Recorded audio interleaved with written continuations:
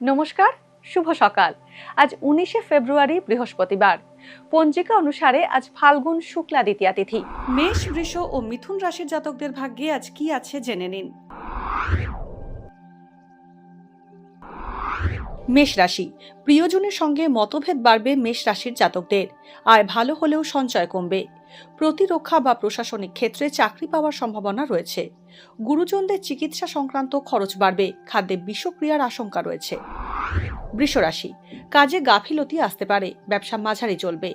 কর্মক্ষেত্রে ঊর্ধ্বতন কর্তৃপক্ষের সঙ্গে মতবিরোধ বাড়বে। বৃষ রাশির জাতকদের ঠান্ডা লেগে সমস্যায় পড়তে পারেন। কর্মসূত্রে ভ্রমণ হতে পারে। বাবার স্বাস্থ্য নিয়ে উদ্বেগ বাড়বে। মিথুন রাশি, আইনি সমস্যা আসতে পারে। বীমা বা উত্তরাধিকার সূত্রে অর্থ লাভের সম্ভাবনা রয়েছে। উচ্চশিক্ষায় বাধার মুখে পড়তে পারেন। গলার সমস্যায় কষ্ট পেতে পারেন।